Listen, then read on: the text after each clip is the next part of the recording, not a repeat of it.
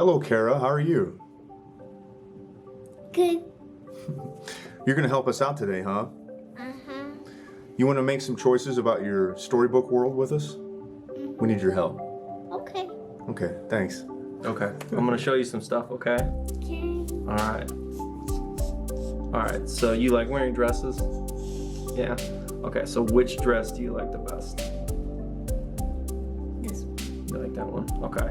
And then there's also the shoes. Do you see all the different shoes? So you got ballerina shoes, you got boots, and then like tennis shoes. Which ones do you like the best?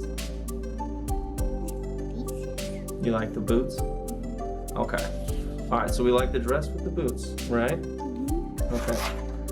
Now we've got different islands that we can explore. Which one do you think looks the most fun? This one. You like that one? With the tree and the tree house? You like that one, huh? Okay. Alright, and then finally, which hamster do you think looks more fun? This one. You like that one? Okay. Alright, well I got some more things for you real quick. These ones have color on them. Okay. What's your favorite color? I think it's yellow now. You like yellow? Yeah, that's a good color. What do you think about, so this was the dress you liked originally, right? Do you like that color? Like the pink leggings and the purple dress? You like that? Okay. And which hamster do you like? Do you like the one with the outfit or the one without the outfit? Without the outfit. You like the one without the outfit? Yeah, that's a good choice. Okay, and you like that tree house you said? Okay. All right, that's all I needed. Well, Kara, thank you so much for your help. Are you? You're welcome. Did you have fun? Are you pretty excited to see what's next? All right. All right, thanks. Say bye-bye. Bye-bye. I did too. I don't know. Your boys are back. Check it out. What you just got done watching was us interviewing Kara. We're bringing her in on our project that we're doing. We wanted to make a children's book. Didn't go really well. Not the, yeah. Yeah, not the yeah. That was the best way to describe what has just occurred. But what's neat was we totally redeemed ourselves, and we're going to take you along through that process. So what you're getting ready to see is an interview that we did to ourselves. Basically, we interviewed ourselves. Can you do that? Yeah, I mean, you're allowed to do that, right? Yeah, this is the internet, right? Yeah, I figured you could do that on the internet. So we did that on the internet. Or, well, we're getting ready to do that on the internet. And so we're gonna just break this thing up into some chunks for you. And we're going to put in different footage of us working on this project as we went about this. Just kind of taking you along, showing you what's going on. So what you're getting ready to see is us interviewing ourselves, and then we're gonna show some footage of our creative process this time around. Check it out. First question that we asked ourselves, what was the inspiration for this project? I'll go ahead and start. I don't even know if I've told you this. I don't remember how old Kara was, but I kind of got tired of reading the same run-of-the-mill children's books to her. Yeah. And I have a vibrant imagination. And I said, why don't I start making up stories for you? So I would make up stories for her instead of reading the same. And some of the stuff was, loosely based off of, D&D campaigns I remember. That's awesome. But you do the Pooh Bear version. And she loved it and everything like that. And so now fast forward to when we started this project and really started conceptualizing it and working on everything. I thought, what would be neat is if we did a project and a story for Kara and had her involved and helping everything out. And that's kind of what you're seeing here. Well, not kind of, actually is. Yeah. So from my point of view, that's really what inspired me on this project, was to make her become Christopher Robin in this equation. And I thought, how unique and what a fun, just wholesome experience that would be. Right. So from my perspective, that's where it was. What I really wasn't thinking about when I originally conceptualized that was how to do any of it. Yeah.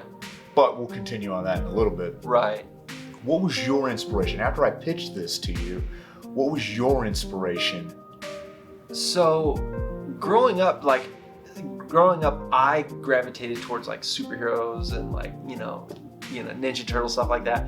But I remember specifically I have a younger brother, and he was really into those TV shows like, you know, the Winnie the Pooh, that was like Little Bear, that there were like these. What's Little Bear? Little Bear, I think it was Maurice Sendak who made that. That was like my grandma and me. Is that who that person was? I think don't quote me on this, but I'm pretty sure Maurice Sendak made like Where the Wild Things Are. Oh, okay. All right. And so like Little Bear was just another one of his creations, but it was a cartoon, and like the cartoon had this kind of like, it was a really relaxed adventure. It wasn't like high stress, high stakes visuals. It was like these like watercolor backgrounds of like a countryside that they kind of almost fade into this like white page look. Mm-hmm. And the characters would have these adventures and learn things and take care of each other. And it was like an adventure story, but obviously tailored towards kids in a way that it was a lot more relaxed and so that is where my head went when you started telling me about this, because you had mentioned Winnie the Pooh, and so then I thought like, okay, back, you know, I'd seen like the Little Bear episodes and stuff like that, and those kind of creations that were both storybooks and cartoons, and how they translated what a kid's storybook looks like as a cartoon is kind of like where my head immediately went with it. Was like, okay, this is what I want. Gotcha. And so it was that approach that it's like, when what I've always liked about those styles, as far as little kids content goes, was that they're not overly visually stimulating. Right. They're not overly, auditorily stimulating. It's everything about the way that it flows and moves is very fluid, and then it's very gentle. Mm-hmm. It's like when you're laying on like when you're laying on a bed and someone does the sheet over you and you're a kid and you think that's the coolest thing ever, right? Just very gentle. And the whole experience needed to be like that. Well, there's a little bit of a problem with that, which is that I've spent 20 years of my life making the loudest, most obnoxious noise on earth with the guitar, and you are very much inspired by like Batman type of a stuff. Oh yeah, it's like punching and things like that. Right? So we'll come back to that in a minute. But to recap that question of that's what inspired us, that's where we have both come, and then it took us from that point on to the next step. So off of that, the next question that we asked ourselves was, where did we start as artists together and individually? Now, from what we just discussed, there's a little bit of that we've already answered. Right, there's a little bit of like a lead in. But what's interesting though is that I feel like there's some very specific things that at least I learned, which was I maybe wasn't really an artist. You know, like right, it was humbling. Yes, because especially for me, it's like I realized I was essentially a ball of energy with a guitar, more so than I was an artist, but I wanted to be an artist. So when I sat down to try to create something like what we just vocalized, right, that was gentle and flowing and everything like that, I really had to go back to square one. Right. And in big ways that I initially wasn't considering or even prepared for. Well, I mean, I guess it's a no-brainer because I wasn't even considering it.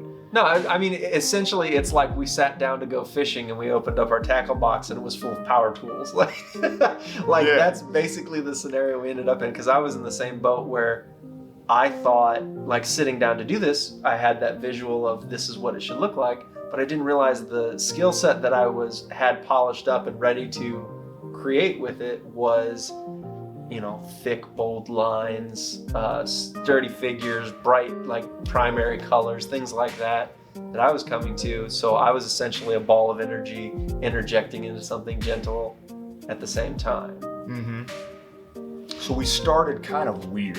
Yeah. now that has changed, and so then when you think about that, knowing and seeing that what we've come to, and not to try to completely let the cat out of the bag and get too far ahead of us here, but to answer that question as to the proper direction, I would say that as an artist, I came back to the basic instruments. I ended up landing in a place that was, you know, a basic woodwind ensemble, you know, inspired by a children's book that they have that makes noises. And you went back to, you know, I noticed it was more of a hand-drawn vibe instead of the, like you just said, the bold, instead of the bold lines and everything like that. So then that's what we ended up as coming to it as artists on the reboot, which we'll get to in just a little bit. But it was neat to see happen, was individually and together we did these same things, but it manifests itself differently in the, you know, the musician, Yeah. and then the visual artist. So that was just in itself too a neat thing to see evolve Yeah. and expand from this. Awesome. You just made it through part 1 of our interview. There's 3 more videos in this series, so there's a lot more fun to be had. Stick around. It's a coming. I just realized we're done.